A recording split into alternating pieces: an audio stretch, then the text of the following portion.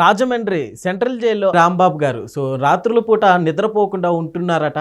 దీని వెనుక ఏం రీజన్ ఉంటుందంటారు? ఒకసారి డిస్కస్ చేసే ప్రయత్నం చేద్దాం. ప్రస్తుత స్టూడియోలో జర్నలిస్ట్ శేషరావు గారు ఉన్నారు. వెల్కమ్ చెప్దాం. Hello sir. హలో సార్, ఎందుకని నిద్రపోకుండా ఉంటున్నారు? అలా ఎలా ఉండగలుగుతున్నారు? అంబటి రాంబాబు గారు రాజమండ్రి సెంట్రల్ జైల్లో ఉన్నారు.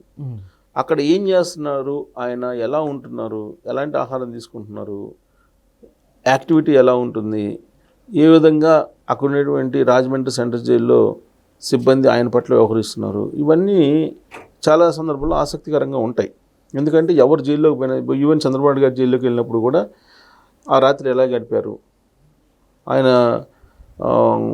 ప్రత్యేకమైన సెల్లో ఉంటున్నారా, లేదంటే అక్కడ ఉన్నటువంటి జైలు సిబ్బంది ఎలా వ్యవహరిస్తున్నారు, ఇవన్నీ కొంచెం ఆసక్తికరంగా ఉంటాయి. తినేటువంటి తిండి ఏంటి, ఇవన్నీ కూడా.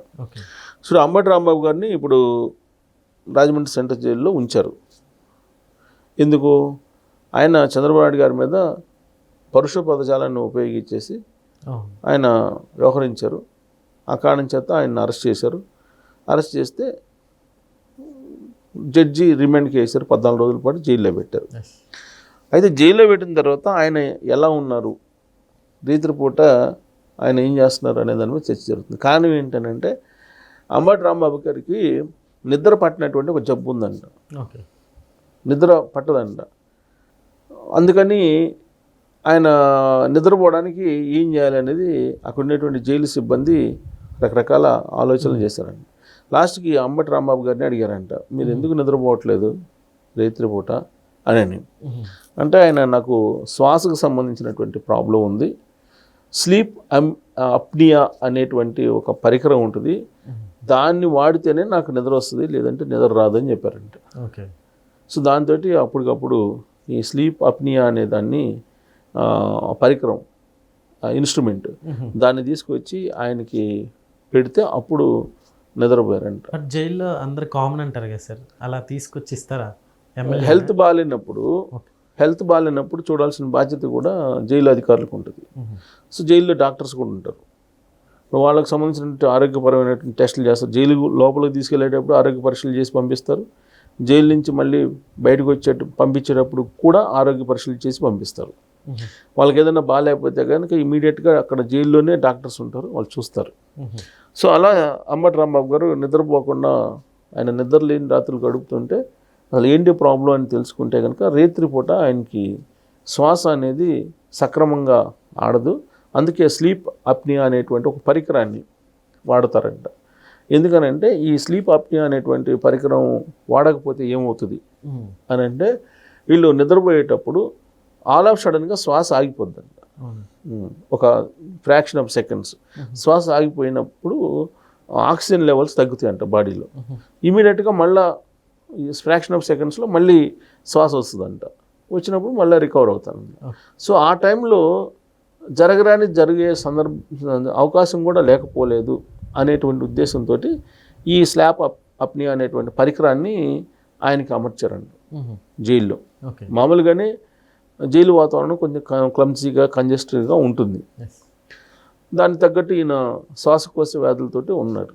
సో ఆ కారణం చేత ఆయన ఆ పరికరం ఇంట్లో ఉన్నప్పుడు పెట్టుకుంటారంట. అందుకని అది పెడుతున్నారు. అది తర్వాత ఫుడ్, ఆహారం వచ్చేటప్పటికి జనరల్గా పొలిటీషియన్స్ ఇప్పుడు కూడా జైలుకి వెళ్ళంగానే ఇమీడియట్గా కోర్టుని అడిగేది ఏంటంటే, మాకు ఇంటి భోజనం కావాలి. ఇదే వాళ్ళు అడిగేది, ఎక్కువ మంది అడిగేది. ఈవెన్ మీకు మిథున్ రెడ్డి గారు జైలుకి వెళ్ళినా అది అడిగారు, చివిరెడ్డి వెళ్ళినా అది అడిగారు. ఈ మధ్యకాలంలో జైలుకి వెళ్ళినటువంటి ప్రతి ఒక్కళ్ళు, ఈ మధ్యనే కాదు ఎప్పుడు జైలుకి వెళ్ళినా కానీ పొలిటీషియన్స్ వైట్ కాలర్ నేరాలు లేదంటే వైట్ కాలర్ కేసుల కింద వెళ్ళినటువంటి వాళ్ళు ఎవరైనా సరే ఇమీడియట్గా అడిగేది ఏంటంటే ప్రత్యేకమైనటువంటి సెల్లు, అలాగే ప్రత్యేకమైనటువంటి బెడ్, ప్రత్యేకమైనటువంటి ఏర్పాట్లు, ఏసీలు, లేదంటే కూలర్లు, ఇవే అడుగుతారు. లేదంటే ఇస్తున్నారు కదా జడ్జెస్ ఇస్తున్నారు కదా, టీవీలు పెట్టుకోవడానికి అవకాశం ఇస్తున్నారు, కూలరో లేకపోతే ఏసీ పెట్టుకోవడానికి అవకాశం ఇస్తున్నారు. ఆయన ఆరోగ్య పరిస్థితులు ఆయన ఆరోగ్య పరిస్థితి బాగాలేదని ఏదో ప్రొడ్యూస్ చేస్తారు వీళ్ళు. చేసినప్పుడు ఖచ్చితంగా ప్రొవైడ్ చేస్తారు. సో ఇప్పుడు ఇంటి భోజనం కావాలి అనేది ఆయన రిక్వెస్ట్ చేశారు. పైగా ఆయన బేసికల్గా అడ్వకేటు. సో కాబట్టి జడ్జికి తెలుసు కదా, Yes, sir. ఎవరికి ఇవ్వాలి, ఎవరికి ఫెసిలిటీస్ ఇవ్వాలి, ఎవరికి ఇవ్వకూడదు. ఇప్పుడు ఆయన ఏంటి, నాకు శ్వాసకోశ వ్యాధులు ఉన్నాయని చెప్పి ప్రొడ్యూస్ చేసినట్టున్నారు. సో కాబట్టి ఆయనకి ఆ పరికరాన్ని ఏదో అమర్చి చేస్తే ఆ ప్రాబ్లం రాకుండా ఉంటుందని చెప్పి పర్మిషన్ ఇస్తారు. ఏది చేయాలన్నా పర్మిషన్ కోర్టు అయితే ఇవ్వాలి. ఓకే. సో ఇప్పుడు ఆయన్ని జైల్లో ఉన్నారు, జైల్లో ఇంటి ఫుడ్ కావాలన్నారు. ఇప్పుడు ఆయన ములాఖత్ అవుతున్నారు, ములాఖత్ వాళ్ళ ఇంట్లో వాళ్ళు ములాఖత్ అవుతున్నారు. నిన్నగాక మొన్న వాళ్ళ అల్లుడు ములాఖత్ అయ్యారు. ములాఖత్ అయ్యి బయటకు వచ్చిన తర్వాత చంద్రబాబు నాయుడు గారిని ఉద్దేశించి మాట్లాడినటువంటి మాటలు ఏవైతే ఉన్నాయో అవి అనకుండా ఉండాల్సిందే అని చెప్పి రిగ్రెట్ ఫీల్ అవుతున్నాడు అంబటి రాంబాబు గారు అని చెప్పి వాళ్ళ అల్లుడు వచ్చి మీడియా ముందు చెప్పడం జరిగింది. ఓకే.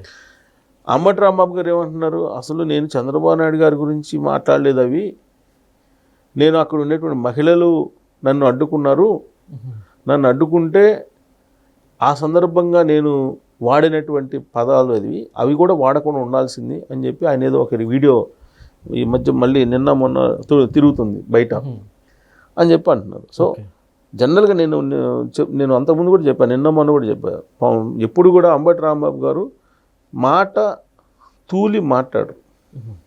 కాకపోతే విత్తింది ఈ వాక్ స్వాతంత్రం అనేది ఉంది కదా, దాన్ని బేస్ చేసుకొని ఎంతవరకు మాట్లాడాలో అంతవరకు మాట్లాడతారు. కానీ ఆయన మాట తూలారు. చంద్రబాబు నాయుడు గారిని లాభాషతోటి మాట్లాడారు. దాన్ని తట్టుకోలేకపోయారు తెలుగుదేశం పార్టీ మహిళలు, తెలుగుదేశం పార్టీ వాళ్ళు. సో దాంతో ఆయన నిలదీస్తారు, జనరల్గా నిలదీస్తారు. ఏదైనా తగినప్పుడు పొలిటీషియన్స్ నిలదీసినప్పుడు సమయాన్ని పాటించాలి. కానీ ఆయన సమయాన్ని పాటించాలి. దాంతో ఆయన మీద కేసు పెట్టారు మహిళలు, తీసుకెళ్ళి జైల్లో వేశారు. ప్రతిగా ఆయన ఇంటి మీద కూడా దాడి చేశారు, వాళ్ళ మీద కూడా కేసులు పెట్టారు. సో డ్యూ కోర్స్ దానికి చట్టం తన పని దాన్ని చేసుకుపోతుంది. అయితే జైల్లో అంబటి రాంబాబు గారు ఎలా ఉన్నారు అనేది మాత్రం ఆసక్తికరం. ఇప్పుడు ఆయన ఏంటి, జైలు కంటే ముందు లాకప్లో ఉన్నారు, నల్లబడ లాకప్లో పెట్టారు ఆయన్ని. ఈ నల్లబడ లాకప్లో పెట్టినప్పుడు ఇద్దరు సిఐలు తనని పంగ చీల్చి కొట్టారు అని చెప్పి చెబుతున్నాడు. 3rd డిగ్రీ చేశారు, నా మీద భౌతిక దాడులు చేశారని చెప్పి ఆయన అభియోగాలు మోపారు. ఎక్కడ మోపారు? జడ్జి దగ్గర మోపారు. హాస్పిటల్లో మళ్ళీ చెకింగ్ వచ్చినప్పుడు హాస్పిటల్లో ఈ ఇష్యూ చెప్పాల. ఇప్పుడు భౌతిక దాడి చేసి ఉంటే, పంగా చీల్చి కొట్టుంటే హాస్పిటల్లో రిపోర్ట్ అయితే వస్తుందా? అక్కడైతే చెప్పాల, బట్ జడ్జికి అయితే చెప్పారు. నిజంగా అలా కొట్టుంటారా? కొట్టే అవకాశం ఉండకపోవచ్చు. ఎందుకంటే పోలీసులు అంత తొందరగా ఈజీగా కొట్టరు. ఏదో పొలిటికల్ ప్రెజర్ వచ్చి రఘురామకృష్ణరాజు గారు లాంటి ట్రీట్మెంట్ ఇప్పించే నాయకుడు ఉంటే ఏమైనా జరిగిద్దా, కానీ ఇప్పుడు అలాంటి పరిస్థితి ఉండకపోవచ్చు. బట్ ఎనీహౌ అంబటి రాంబాబు గారిని పోలీసులు ఇప్పుడు కస్టడీ తీసుకోవాలనుకుంటున్నారు విచారించడానికి. ఒక 4 రోజులు 5 రోజులు కస్టడీకి అడిగితే ఒక 2 రోజులు 3 రోజులు ఇచ్చే అవకాశం ఉంది. కస్టడీ పిటిషన్ వేయాలని చెప్పి పోలీసులు ప్రయత్నం చేస్తున్నారు. జైల్లో నుంచి బయటికి తీసుకొచ్చి జ్యుడిషియల్ కస్టడీ తీసుకొచ్చి విచారించాలనే ప్రయత్నం అయితే చేస్తూ ఉన్నారు. ప్రస్తుతానికి అయితే ఆయన జైల్లోనే ఉన్నారు. బహుశా నేను అనుకుంటే బెయిల్ మీద వచ్చే అవకాశాలు కూడా లేకపోలేదు. Okay sir, thank you.